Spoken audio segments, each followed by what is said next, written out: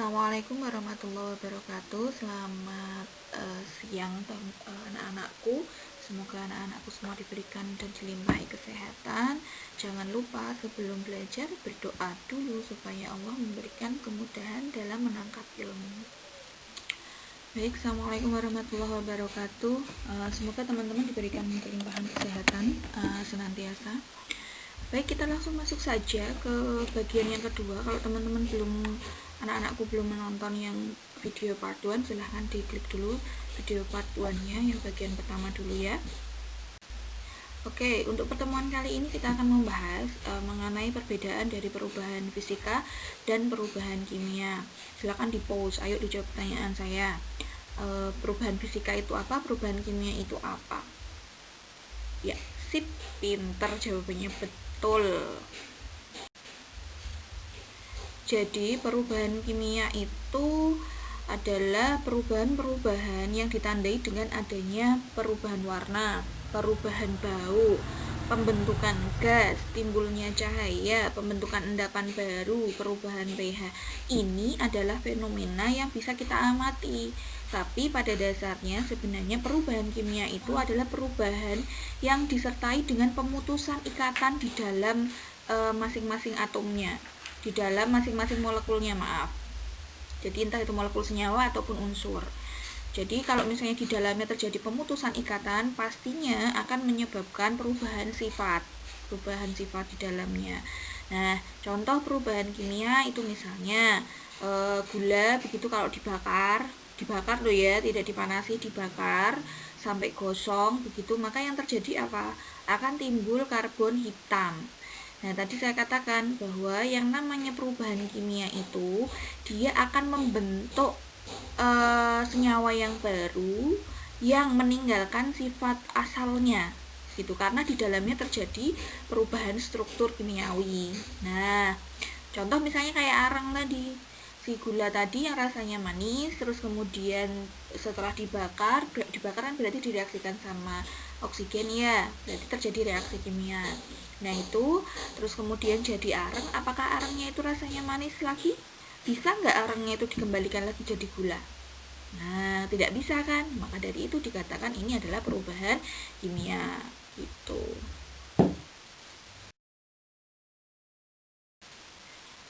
Nah, ini saya menjelaskan kembali contoh yang lain ya. Nih, saya punya garam dapur. Oke, teman-teman tahu nggak garam dapur rasanya apa? Asin, betul, pinter. Rasanya asin. Meledak nggak di mulut? Enggak. Berbahaya nggak bagi organ-organ di dalam tubuh? Tidak ya, tidak seperti gas klorin kan yang berbahaya, dia sifatnya korosif gitu ya. Terus penyusunnya apa? Penyusunnya adalah si garam dapur NaCl, berarti ada Na, dia tersusun atas atom Na sama Cl. Sementara senyawa penyusunnya itu atau unsur penyusunnya itu di awal sifatnya Na, logam Na.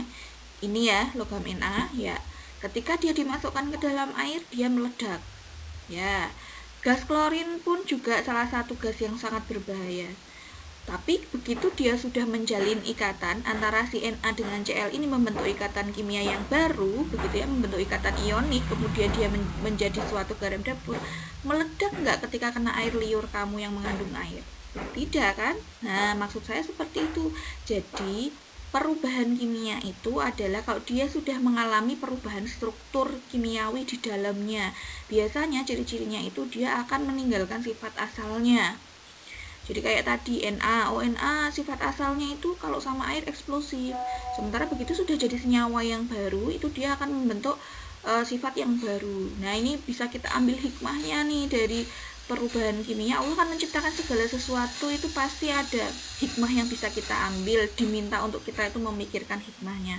Salah satunya adalah kalau misalnya kalian sudah menjalin ikatan pernikahan dengan seseorang begitu ya, maka yang terjadi adalah kita harus meninggalkan nih sifat-sifat asal kita.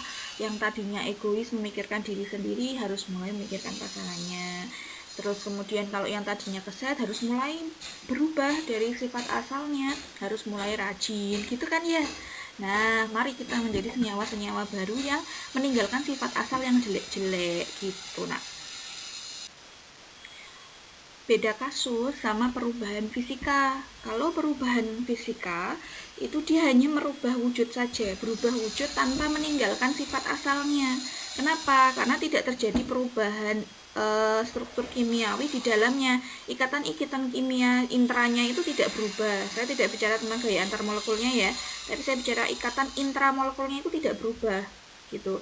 Jadi misalnya contoh yang paling gampang wes, air berubah wujud dari padatan menjadi cairan, tapi ketika dia dari berubah pun jadi padatan itu tetap sifatnya sama kan, ya kan, tidak terus kemudian dia itu menjadi korosif gitu kan, enggak, tetap bisa kita makan, kita minum gitu kan, masih tetap bisa, terus masih bisa dikembalikan lagi ke bentuk yang semula begitu. Misalnya kita dari es mau kita rubah lagi jadi air, tinggal kita cairkan gitu, dan sifatnya dia ketika jadi es itu masih mengandung sifat asalnya si air ketika dia cairan, betul itu. Terus contoh lagi lilin yang meleleh.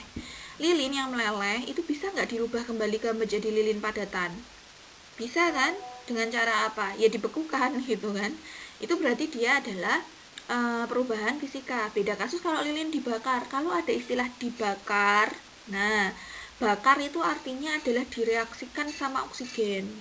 Gitu ya. Kalau lilin dibakar berarti kita bicara tentang sumbunya, bisa juga bicara tentang lilinnya, berarti dia bisa menjadi arang gitu. Kalau dia dibakar berubah menjadi arang ya nggak bisa dikembalikan ke lilinnya lagi.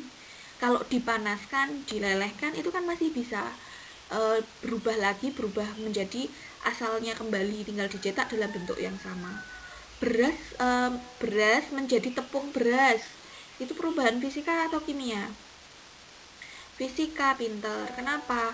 Karena karena berasnya itu sifat asalnya masih ada. Nah, Bu, tapi kan nggak bisa dikembalikan ke asalnya. Bisa, dilintingi aja kecil-kecil. Dilintingi kecil-kecil sampai bentuk kayak beras gitu kan.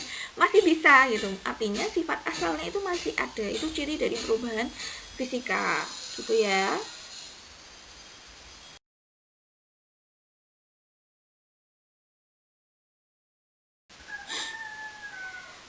Silahkan kalian pause dulu video ini, kemudian coba dijawab dulu tanpa mendengarkan penjelasan saya, oke?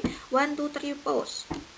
Ya, good, sudah dapat jawabannya. Oke, mana di antara gambar berikut yang menunjukkan es kering mengalami sublimasi? Ingat, sublimasi, perubahan wujud kan?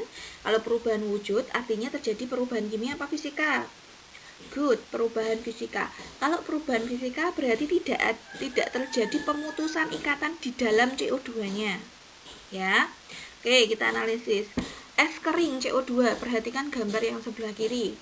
CO2, yang hitam itu C, yang merah-merah itu O. Berarti C terus kemudian di samping kiri dan kanannya untuk satu molekul CO2 itu ada O, gitu ya.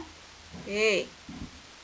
Terus kemudian untuk yang A ini ya, untuk yang A, kalau CO2 yang A ini berarti kan ada C, yang ondol-ondol hitam itu kan C itu ya, ada 3 buah C yang A, fokus yang A.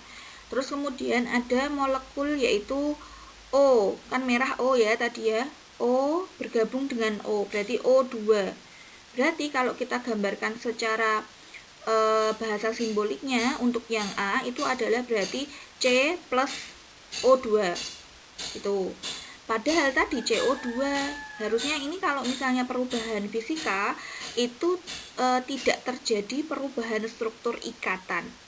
Berarti yang A ini dia terjadi perubahan ikatan dari yang harusnya satu buah C menggandeng 2 buah O, berubah nih, C-nya lepas sendiri, O-nya gandengan sendiri, berdua gitu ya. Berarti yang A ini adalah terjadi perubahan kimia dan bukan sublimasi.